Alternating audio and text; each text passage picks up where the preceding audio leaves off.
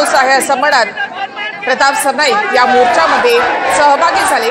नुकतेच आता ते या ठिकाणी पोहोचले, तर मनसेचे संदीप देशपांडे, नितीन सरदेसाई काही वेळातच आता या ठिकाणी पोहोचतायत।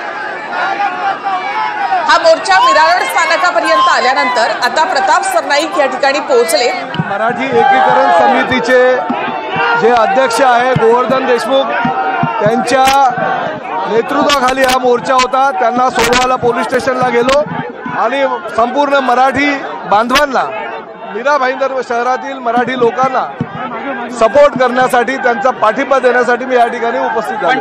तुम्ही आल्या जय गुजरातच्या घोषणा पण इथे सुरू झालेल्या आहेत। राजकारणाच्या ठिकाणी पण माझ्यासोबत जे मराठी एकीकरण समितीचे अध्यक्ष गोवर्धन देशमुख आहेत, त्यामुळे बाकीच्याला काय राजकारण करायचं ते करू द्या। प्रताप सरनाईक मीरा भाईंदर शहरातील मराठी जनांच्या पाठीमागे ठामपणे उभा आहे। मनसे राजकारण करते, शिवसेना युबीटी मला मी आजच्या वेळेस कुणालाही दोष देणार नाही, पण माझी भूमिका होती या मोर्चाला पाठिंबा द्यायची।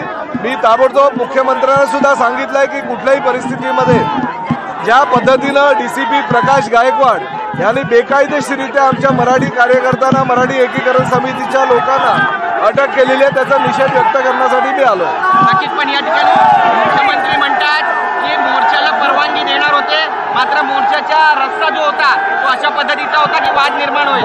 मग जर व्यापाऱ्यांनी मोर्चा केला त्यावेळेस व्यापाऱ्यांच्या मोर्चाला जर तुम्ही पाठिंबा देता असाल तर ह्याही मोर्चाला तुम्ही पाठिंबा द्यायला पाहिजे।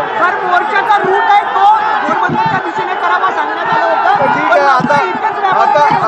आता जे असेल ते मी मोर्चाला पाठिंबा द्यायला